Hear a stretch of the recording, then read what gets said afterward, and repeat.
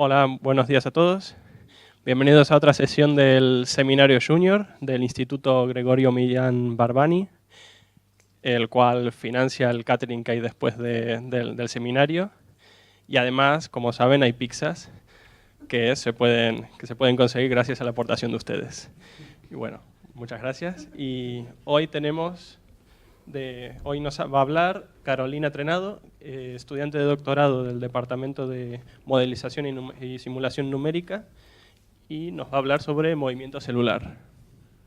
Cuando quieras. Sí, bueno, no voy a hablar de movimientos sensuales celulares ni nada por el estilo, sino que en la introducción voy a hablar un poco sobre los tipos de movimientos colectivos que podemos encontrarnos en la naturaleza. Y también hablaré un poco de dos modelos, el modelo de Witzek, que es un modelo pionero de 1995, y el modelo de Sepúlveda, que se basa en algunas premisas del modelo de Witzek. También daré algunos resultados del modelo de Sepúlveda y unas pequeñas conclusiones. Los movimientos colectivos son el comportamiento espontáneo de un sistema que tiene un número muy alto de partículas. Entre esas partículas se crean interacciones que pueden ser interacciones simples, como por ejemplo una atracción-repulsión, o interacciones complejas como combinación de estas interacciones simples. Lo que ocurre es que se forman patrones y entonces las partículas del sistema pierden su individualidad y actúan de una forma conjunta. Por ejemplo, en la naturaleza podemos encontrarnos, por ejemplo, bancos de peces o bandadas de pájaros, pero también podemos encontrarnos sistemas biomecánicos, como por ejemplo un atasco de coches en el que si la densidad de coches es muy alta, la velocidad disminuye de los coches, y si la densidad de tráfico es baja, entonces la velocidad puede aumentarse. Actualmente hay un gran interés en este tipo de sistemas y principalmente hay algunos comportamientos interesantes. Por ejemplo, la formación de patrones, también qué finalidad tienen, por ejemplo, las partículas para llevar a cabo estos movimientos colectivos, y las transiciones de fase. Entonces vamos a desarrollar un poco cada uno de estos tres puntos. En cuanto a la formación de patrones, a la derecha tenemos una bandada de pájaros y a la izquierda una simulación del modelo que vamos a ver a continuación. Entonces vemos... En el vídeo vemos cómo es una simulación del modelo de Witzek, se mueven de una forma que establecen unos patrones que se parecen mucho a la realidad del movimiento de una bandada de pájaros. En cuanto a la transición de fase lo que hace es describir un estado estable homogéneo de la materia a otro estado de la materia. Por ejemplo, podemos encontrarnos transiciones de fase del paso de un sólido a líquido o de líquido a gas, pero también el paso de una fase paramagnética a una fase ferromagnética a la temperatura de Curie. Todo esto se mide mediante el parámetro de orden, que lo que hace es cuantificar el grado de simetría que hay en una fase. Entonces, por ejemplo, para el caso de paso de una fase ferromagnética a paramagnética, el parámetro de orden se corresponde con la magnetización. Y vemos cómo, a medida que la temperatura aumenta, la magnetización disminuye y el parámetro de orden está siempre comprendido entre 0 y 1. Y en la siguiente figura lo que vemos es el paso de una fase paramagnética a ferromagnética, donde los espines que están desordenados, que se mueven de una forma aleatoria, se ordenan y pasa a estar en una fase ferromagnética. Y en cuanto a por qué se llevan a cabo estos tipos de movimientos, bueno, yo me he centrado en la formación de heridas, porque el modelo de Sepúlveda va a tratar con células epiteliales, y entonces vemos aquí dos tipos de heridas. Una herida rectangular, bueno, de bordes rectos, y una herida de bordes circulares. Entonces, nuestro objetivo al estudiar estos modelos es simular cómo se cierran, por ejemplo, estas heridas. Entonces, vemos en el vídeo de la izquierda cómo, en este caso, las dos fronteras se acercan y la herida se cierra. O para el caso del borde circular, se comportan de esta manera. Entonces, una vez, una pequeña introducción sobre lo que vamos a ver, voy a hablar del modelo de Witzek. El modelo de Witzek es un modelo pionero que es de 1995, es de los primeros que empezó a estudiar el comportamiento de sistemas de partículas, y consisten en n partículas distribuidas en una caja que es cuadrada y con condiciones periódicas, y de lado L.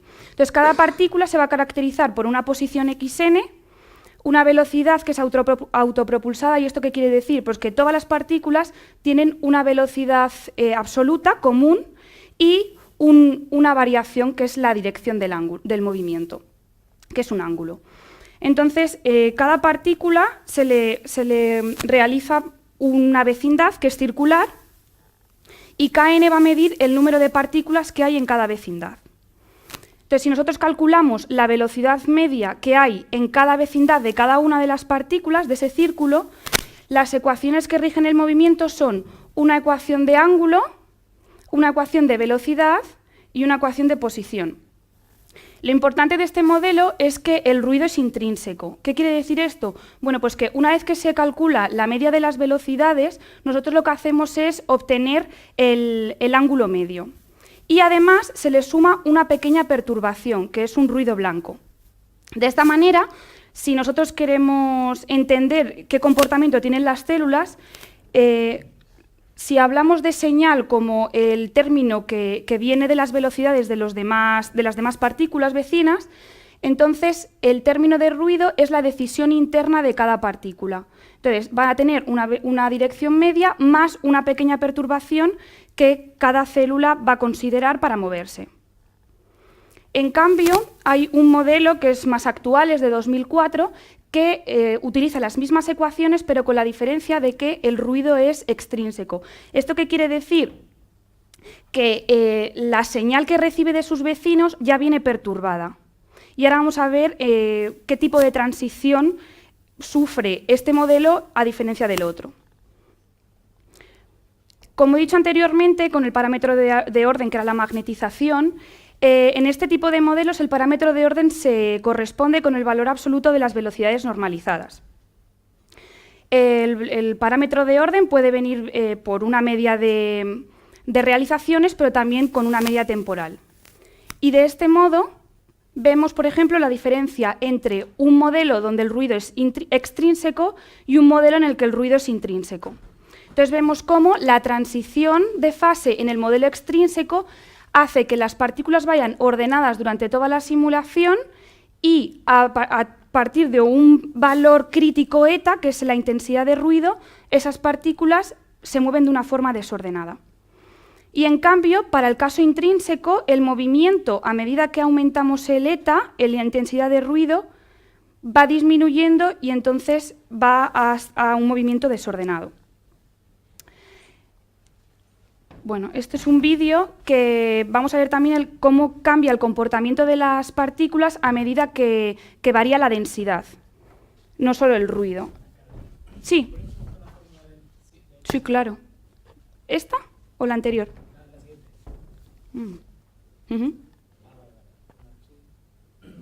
Sí, aquí está el parámetro de orden, que es el valor absoluto de las velocidades. Lo que pasa es que puedes promediar en el tiempo, pero también en realizaciones, en simulaciones. Pero más tarde a lo mejor lo vemos más claro.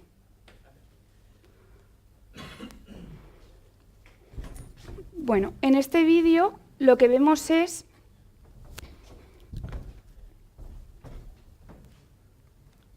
permito, ¿no? Vale. En la izquierda vemos que se representa la densidad frente al eta. Entonces, el ángulo de las direcciones de cada una de las partículas se mueven entre -3 y 3, y el movimiento es totalmente ordenado. Pero como vemos, a medida que avanza el vídeo, este eta se va acotando entre -3 y 0, y la densidad de las partículas con ese valor va aumentando. Entonces, lo que vemos es que todas las partículas toman una dirección privilegiada y se van ordenando. Por eso, en este caso, el parámetro de orden se acercaría a 1, mientras que al principio del vídeo el parámetro de orden se acercaría a 0.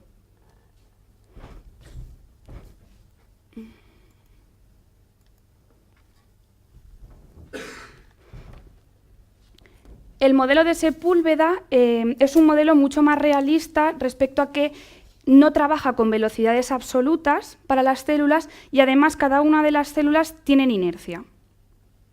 La velocidad de cada célula es un vector bidimensional que evoluciona con una ecuación de Langevin estocástica continua en el tiempo. Entonces, cada uno de estos términos se corresponde el término rojo como el término de fricción, el término azul como el término de alineación de velocidades, donde beta es una constante de acoplamiento, El término de fuerzas viene como el menos el gradiente de un potencial que es repulsivo a cortas distancias y atractivo a largas distancias.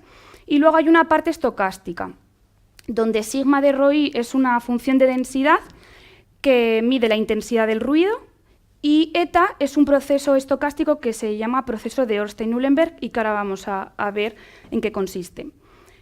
Como vemos, en esta parte de aquí hay un sumatorio que se corresponde con la vecindad de cada célula. Entonces, estos dos términos, tanto de fuerzas como de alineación de velocidades, solo van a afectar a las células más cercanas de la célula I. Y en cuanto al proceso de Ornstein-Uhlenberg, nosotros cuando simulamos el tipo de movimiento que llevan estas células, decimos que siempre están activamente móviles, nunca se van a parar, y además van a explorar el medio de una forma aleatoria. Entonces, esto lo van a hacer mediante el proceso que vemos aquí, donde tiene un tiempo de correlación tau, y chi de I es un ruido blanco gaussiano que es independiente para cada célula, donde la delta que vemos aquí lo que nos está diciendo es que las colisiones entre las partículas no van a depender del tiempo. Y en cuanto a la adimensionalización, lo que hicimos fue establecer un balance dominante entre el término de alineación de velocidades y de la fuerza, y entonces obtuvimos la escala característica de la velocidad y así fuimos. También consideramos R como la escala espacial, que es más o menos el tamaño de la célula, y entonces pues, obtuvimos el tiempo característico y eta, que es una variable adimensional. Lo importante al realizar la dimensionalización, y que vamos a ver cómo afecta después, es los parámetros adimensionales que obtuvimos. El peso relativo de cada uno. Como vemos, C y D, que son los valores que acompañan a la alineación de velocidades y fuerzas y al proceso estocástico, son mucho mayores que A y B, que casi son despreciables en cuanto si los comparamos. Y solo decir en la implementación que la fuerza de la que he hablado antes es una fuerza de atracción y repulsión. Si vemos la representación de la fuerza en cuanto a la distancia, vemos cómo tiene una parte repulsiva a cortas distancias, luego hay una parte en la que no ocurre nada y a medida que aumenta la distancia, aumenta también la fuerza de atracción. ¿Qué ocurría con esto al hacer la simulación? Que cuanto mayor era la fuerza, con más velocidad se atraían las células y entonces luego era imposible que se repelieran. Entonces, ¿qué hicimos? Eliminar esta parte de atracción. Además, también este modelo trabaja con células de la piel. Entonces, estamos trabajando con muchas células y la parte atractiva prácticamente no entra en juego. Pero también tiene que ver la división de la vecindad. Normalmente en estos modelos, cada célula se le establece una vecindad circular y todas las células que entran dentro son vecinas de la célula I. En cambio, en este modelo no es así. En este modelo proponen dividir la vecindad en sectores y esto también es por eficiencia computacional porque lo comprobamos. Entonces, es interesante este dibujo, esta representación, ¿por qué? Porque vemos cómo el disco gris claro es la parte atractiva de las fuerzas. El disco blanco es la fuerza en la que no ocurre nada y el disco gris es la parte en la que se repelen las células. Si nosotros dividimos en 6 sectores la vecindad de cada célula, vemos como hay solo marcadas 6 células rojas. Por lo tanto, era prácticamente imposible que tuviera lugar a atraerse con alguna de estas células que están dentro del círculo, pero que no están lo suficientemente cerca. Y por último, simplemente un esquema de fuerzas es que la célula negra va a sufrir, por tanto, una fuerza potencial, que es atractiva y es repulsiva, no atractiva, una fuerza de alineación de velocidades con sus vecinos y también una fuerza estocástica. Los resultados que obtuvimos. En primer lugar, nuestra idea era analizar la dinámica del sistema. Para analizar la dinámica del sistema comprobábamos qué tipo de movimiento llevaban las partículas y eso lo realizamos a partir del parámetro de orden que del mismo modo que antes se define como la suma de las velocidades normalizadas en valor absoluto.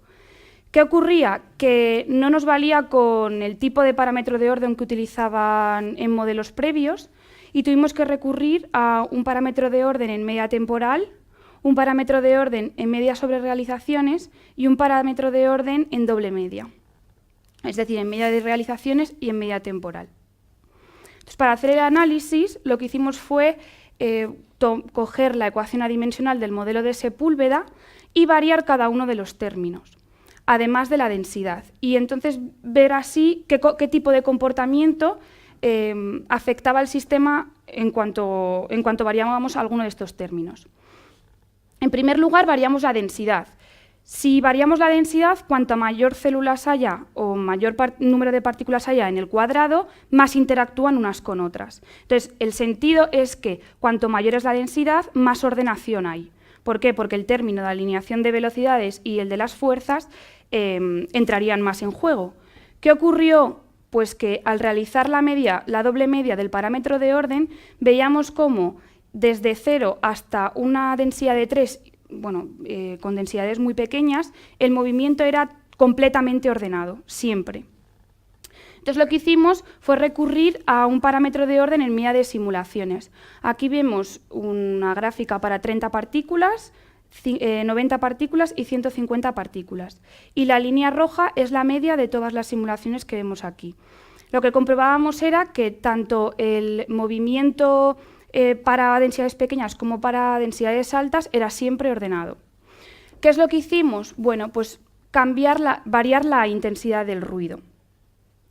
Lo que obtuvimos era algo inesperado, porque se supone que cuando nosotros variamos la densidad, o sea, el ruido del sistema, más desordenado tiene que ser el movimiento. En cambio, lo que nos encontramos es que desde 0 hasta 100, el movimiento era casi siempre ordenado, y a medida que aumentábamos el ruido, también el movimiento era ordenado. Entonces lo que hicimos, dijimos, bueno, pues vamos a ver qué ocurre realmente en la simulación, y lo que vimos es que para la línea negra, que es esta de aquí, que es D48, que es el que proponen en el paper, la simulación, el movimiento era ordenado a lo largo de toda la simulación.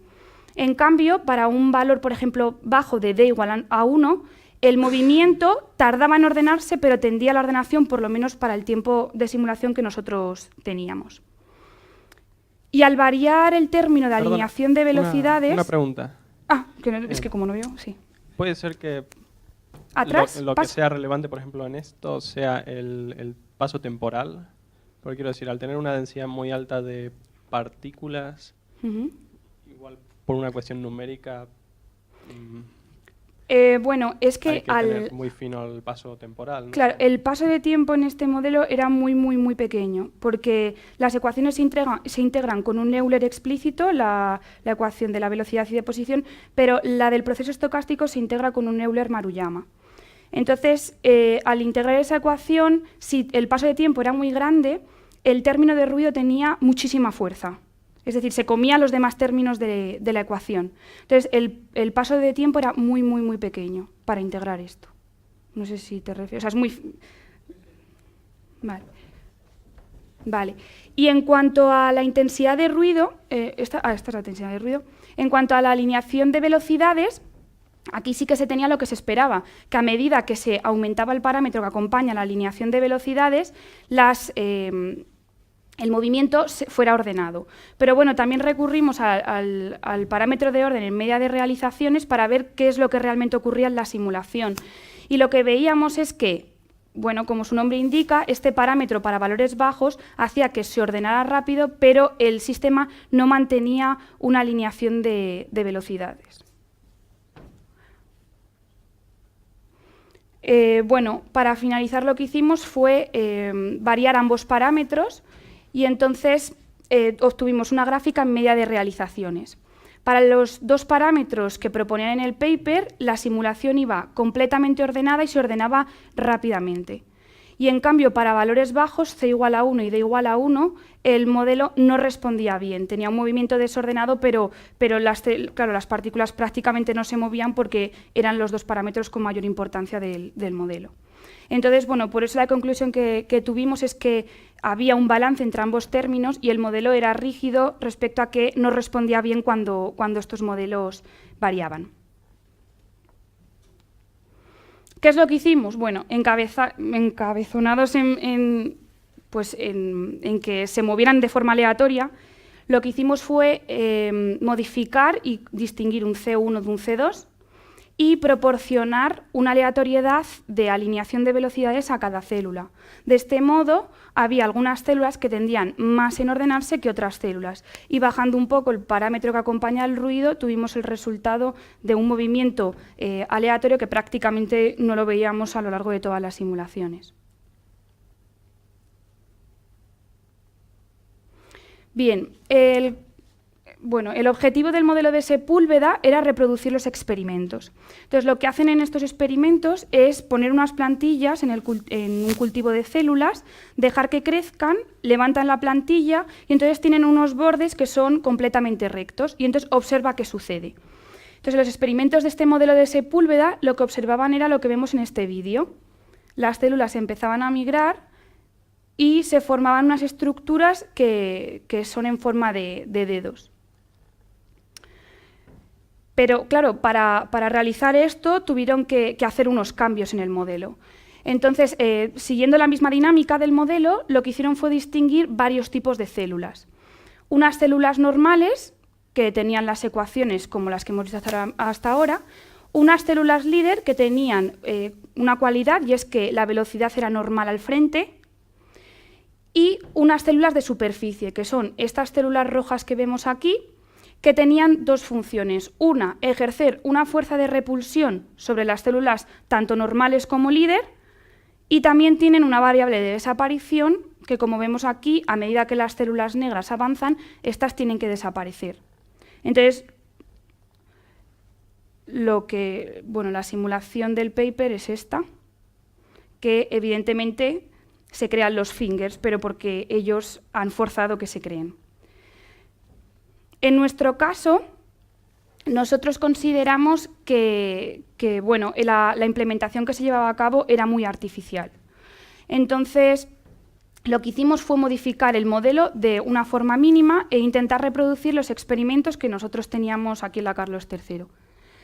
Para ello, lo que hicimos fue el potencial del que he hablado antes, que eliminamos la parte atractiva, ahora sí que era necesario, porque a medida que las células avanzaban, unas se tenían que atraer con otras. También lo que hicimos fue introducir una fuerza de repulsión en las paredes exponencial a partir de una cierta distancia. ¿Para qué? Bueno, anteriormente he dicho que las condiciones eran periódicas en las paredes, pero ahora lo que interesaba es que las células no pasaran de un lado a otro. Y además dividimos el dominio en bandas. De esta manera, lo que hacíamos era controlar la densidad que había en cada banda y también controlar qué era el parámetro de orden. Y ahora vamos a ver exactamente a qué se corresponde el parámetro de orden del que he hablado a lo largo de toda la presentación. Como vemos, en la primera simulación hemos levantado esa plantilla artificial de la que hablan en el modelo de Sepúlveda, las células se han atraído y empiezan a migrar. En el segundo vídeo lo que vemos es el número de células frente a la banda. Entonces vemos cómo aquí hay unas 600 células y vemos cómo a medida que va avanzando la barrera, que van a la vez los tres vídeos, se van levantando los puntos y estos van disminuyendo. Y en el último vídeo vemos cómo el movimiento es totalmente ordenado y, por tanto, el parámetro de orden es 1, los puntos se van levantando directamente a 1, bueno, es que el vídeo se repite, mientras que al final de la barrera el movimiento es aleatorio. ¿Por qué? Porque se tienen que repeler o atraer o se ven influenciados por la barrera que vemos aquí, la fuerza de repulsión que vemos aquí. Entonces, por eso este punto se mueve tanto. Lo que hemos visto en el modelo es que a medida que avanzaban las células, aquí están todas juntas, pero a medida que avanzan se van creando una especie de huecos en el frente. Bueno, ¿esto a qué se debe? En los experimentos esto también se observa, que a medida que las células avanzan se van viendo unos pequeños huecos. Esto se debe a que no hay proliferación. Una pregunta, cuando pones barreras... No se escucha. Cuando pones las paredes... ¿Bandas? Ahora, cuando pones las paredes, ¿qué hacen? ¿Rebotan o hay una fuerza de repulsión? O... Sí, hay una... ¿Qué condice? Esta es la condición, que es una condición normal a la pared. Vale, perdona. Y entonces pues afecta a esta pared, bueno, a las 4 paredes, lo que pasa es que tarda mucho en llegar, pero lo que hacen es impedir que pase de esta pared a esta, que es donde aparecerían como antes, que eran condiciones periódicas. Perdona, que no te había escuchado. Nada. Vale. Bueno, como decía, en este caso no consideramos proliferación. ¿Qué significa esto? Que las células no se dividen y, por tanto, a medida que avanzan, no van cubriendo el espacio. Además, en estos modelos no se considera extensión de la célula. Son puntos. Y, además, nosotros no veíamos fingers, pero tampoco en los experimentos que hay en biomedicina. Por lo tanto, bueno, supongo que el tema de fingers sería a lo mejor del modelo de Sepúlveda, no, tampoco sabemos. Lo que sí que se ve es que si se representa la densidad frente a la distancia, nos tenemos que fijar en las líneas azules, que son las que no consideran proliferación, porque las líneas rojas sí que la consideran. Entonces vemos cómo en el borde del frente la densidad es menor que lejos del borde, incluso para proliferación también ocurre, y si vemos la densidad frente al tiempo, las líneas amarillas representan el final del frente y las líneas rojas representan el borde del frente. Y vemos cómo a medida que el tiempo pasa, las líneas rojas, las curvas rojas que se corresponden con el borde van disminuyendo cada vez más para modelos que no consideran proliferación. Y como conclusiones, en cuanto al modelo de Sepúlveda, sí que hay que tener en cuenta que cuando llevamos a cabo la dinámica del sistema, lo que hicimos fue estudiar el parámetro de orden y vimos que en este caso no existía transición de fase como hemos visto en el modelo de BitSec, en el que el movimiento variaba en función de cambiar el parámetro que acompaña al ruido. Además, existe un balance óptimo entre el ruido y la alineación de velocidades que hacía que el modelo respondiera bien siempre que mantuviéramos esos parámetros. Y en cuanto a que el modelo es rígido, nos referimos a que cuando variábamos alguno de los dos parámetros, el modelo no respondía del todo bien. Sí que es verdad que cuando introducimos la parte de variabilidad de las células, unas células tienden a alinearse más que otras, podría dar lugar a cambios de fase. De hecho, representamos el parámetro de orden y vimos que el movimiento pasaba de ser ordenado a desordenado. Hemos aplicado el modelo de Sepúlveda a un frente epitelial y hemos visto que existe una concordancia con los experimentos. Y como trabajo futuro, lo que querríamos hacer es derivar una ecuación determinista para la densidad de células, que actualmente lo estamos haciendo para el modelo de BitSec, pero que la idea es hacerlo para el modelo de Sepúlveda. Lo que pasa es que es un poco más complicado. También queremos ajustar los parámetros con los datos experimentales que tenemos y compararlo con los experimentos. Y en cuanto a las mejoras del modelo, sí que dotar a cada célula de un tamaño finito y ser capaz de deformarlas. De esta manera, una vez que deformamos las células, pueden llegar a cortarse y entonces formar la proliferación celular. Y esto es todo.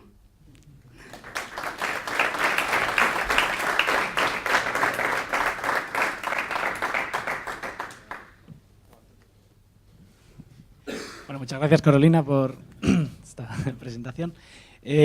Como siempre, si alguien tiene alguna pregunta, alguna duda o comentario. Bueno, una pregunta. En la gráfica esta que se veía, bueno, no sé qué parte de experimento, que cambiabais el número de partículas o algo así, que es cuando han preguntado sobre el paso de tiempo, que la curva se iba haciendo más... O sea, que tendía a 1. Sí, pero que tardaba más tiempo en llegar. Sí. Bueno, habéis, sí, no sé si es la 25, no, 25 no sé. Si habéis tenido en cuenta o hay alguna manera de medir algún tiempo característico del problema que cambie en función del número de partículas, o sea, la anterior creo que es, ¿no? Esta, porque da la sensación de que hay una especie de, pues, un tipo característico diferente que a lo mejor si se divide según el caso, pues parece que convergerían en una, no sé, si lo habéis tenido en cuenta. Bueno, cuando realizamos la dimensionalización hicimos muchas pruebas porque ya no solo realizar, o sea, el óptimo era realizar el balance dominante, como he dicho, entre el término de velocidades, de alineación y el de fuerzas, porque era el que mejor nos respondía a todo lo que hacíamos, pero sí que obtuvimos otros tiempos característicos, pero tampoco teníamos nada nuevo. Sí que es verdad que es en este tiempo, a lo mejor si dejáramos mucho más tiempo ocurriría algo, pero por lo menos en este lo que vemos es que tardan más en ordenarse. Por eso, a partir de ahí se podría definir un tiempo característico de ordenación. Sí, ¿no? podría intentarse y ver qué ocurre. Gracias.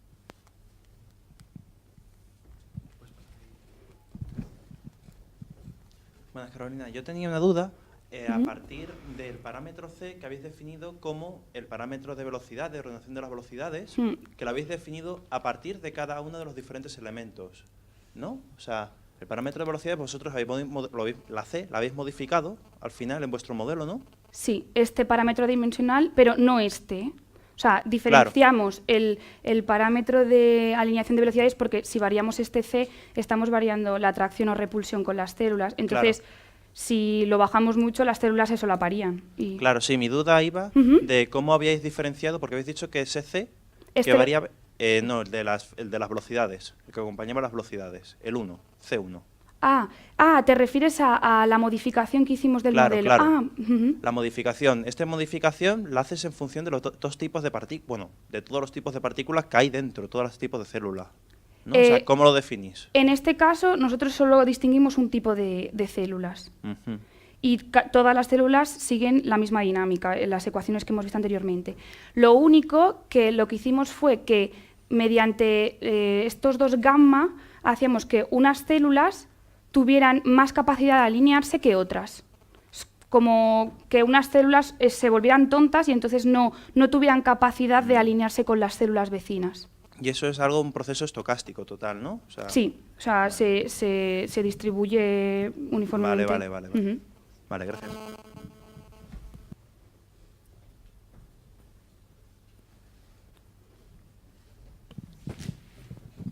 Vale, te hago otra pregunta. Sí. Por ejemplo, en esta gráfica se ve que tienen condiciones de contorno periódicas. O sea, en este caso representa un toro. Eso, por ejemplo, si representase, no sé, una esfera o simplemente paredes, ¿comprobaron a ver qué efectos tenía? No, claro, es que lo que se supone, lo que se intenta hacer es que de todo el tejido que tienes, coges un tejido, o sea, cortas.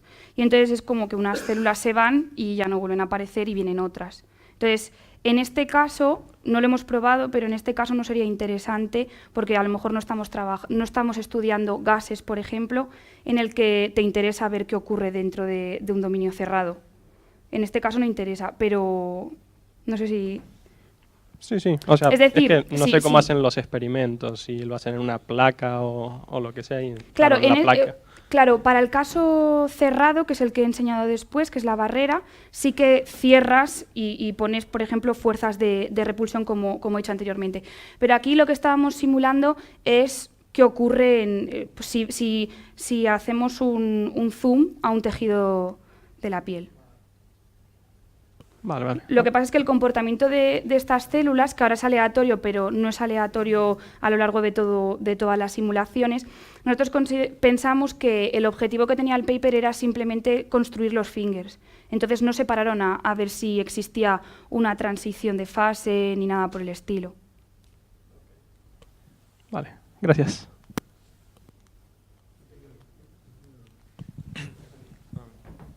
Hola, bueno, Carolina, te quería preguntar una curiosidad. Cuando estabais buscando los fingers estos, ¿no? Que poníais el dominio cerrado y la partícula al principio concentrada a la izquierda y se iban propagando, ¿no? ¿Tú crees que si...? Porque yo, por ejemplo, entiendo, digo, bueno, no se han formado los fingers efectivamente, pero podrías pensar, bueno, es que a lo mejor no era suficientemente grande en la dimensión vertical, por decirlo así, ¿no? Ahí cabían, no sé, vamos a poner 20 células, ¿no? En la dimensión vertical. Si hubieras puesto una dimensión vertical que fuera de 1000 células, podría, por decirlo así, haber un tamaño considerable crítico, claro, para que en una zona pues empezara a crearse por un sitio y no se diera cuenta la otra zona que se ha empezado a crear y así empezaran a salir una especie de dedo, o tú esperas que siempre eso avance homogéneamente? Bueno, realmente esto cuando vimos que ocurrían los fingers en el paper, aquí en el laboratorio nunca se han visto este tipo de fingers en movimiento de células. Con células epiteliales, no sé qué tipo de... ¿Pero esto no era un experimento entonces? Esto sí, pero este es el experimento del modelo, o sea, del paper. Vale. O sea, no es lo mismo. Este experimento es el que ellos reproducen con los fingers, mientras que el otro experimento se compara, la otra simulación, la que está en las 3 bandas, bueno, los 3 vídeos, se comparan con los experimentos de aquí, de biomedicina, aquí no los veis. que aquí no los observan. ¿Y por qué crees que en unas veces los experimentos lo salen y otras no? Es que esto lo observan en el modelo de Sepúlveda, en el paper. No, aquí, o sea, Javier, que era el que nunca, dices que nosotros nunca hemos observado fingers. Pero esto sí era un experimento con células, ¿no? O sea, sí. ¿Y en qué se diferencian los experimentos? Bueno, no se cachondeaban con que estaba sucio el Vale, no, no, o sea, eso no lo sabemos. Vale, que no hay una diferencia clara. Claro, y luego además no sabíamos por qué se creaban esos fingers, pero es que luego en la simulación nosotros consideramos que es totalmente artificial. Porque, sí, eso me lo creo. Sí. Porque o sea, esta simulación la hicimos y sí que se ven los fingers, pero claro, es que si tú dices que hay unas células aquí que ejercen una fuerza... Si les dices que lo hagan, lo van a hacer. Claro, exacto. Sí. Vale. Pues gracias.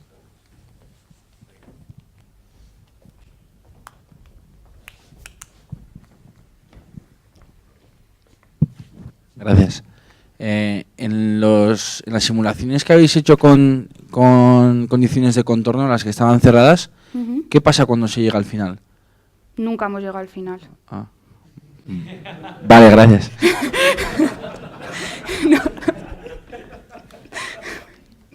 No, pero el coste computacional es muy alto, o sea, tarda mucho en realizarse esa simulación. Entonces nunca llegamos al final. El sentido es que lo dejamos tan largo, pero la cosa es que cubra una cierta herida, ¿no? Entonces podríamos cortar antes y ver qué ocurre, pero simplemente se distribuirían y ya está. ¿Qué tiempo de computación tiene? Pues los vídeos, o sea, el último vídeo pues ha estado 20 días para hacer nada, la mitad. Lo que pasa es que no sé, sobre todo es el tema de la implementación, de dividirlo en 6 sectores, buscar cada una de las 6 células, eso tarda muchísimo. ¿Alguna pregunta más o comentario? Sí, bueno, lo corría en el... ¿Cómo se llama? El workstation de fluidos. Sí, y 20 días. O sea, sigue corriendo, me refiero que no... Sí, o sea, es que además yo lo hacía en un lenguaje que se llama Julia y paralelizarlo es muy fácil. O sea, me refiero, no conlleva, es simplemente poner una función delante. Lo que pasa es que, bueno, sí que es verdad que se debería optimizar el código. Pero a diferencia de, por ejemplo, el modelo de BitSec o el otro modelo que se llama Sabo, que no tarda nada, es que este tiene el bucle del tiempo, el bucle de los vecinos, del bucle de los sectores, pero bueno, simplemente eso. Yo tenía una pregunta. ¿Los vídeos que has puesto o sea, los de verdad, los del experimento, esos cuánto tiempo tardan? O sea, que por ejemplo, sí, ¿cuánto tiempo es todo esto? Este creo que eran unas 8 horas.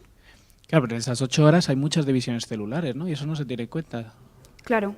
O sea, es un modelo, por eso en trabajos futuros lo que interesa es poner proliferación. Ah, vale. O sea, solo tenéis y también pensado ponerle el tamaño, porque las células se deforman. Esta es más grande, esta es más grande. Sí, pero que bueno, yo creo que el propio número de células que vaya aumentando en 8 horas, eso puede ser mucho mayor. Claro. Vale. O sea, que eso sí que lo tenéis pensado. Sí. Y darle una forma a las células, porque son... O sea, nosotros ponemos puntos, pero realmente podrían ser que no se vieran. ¿Alguna pregunta o duda más? Bueno, ha ido un poco rápido, Carolina. Perdón. Así que todavía no tenemos la comida. Pero os invito a hablar entre vosotros mientras esperamos. Pues nada, damos de nuevo las gracias a Carolina por esta charla.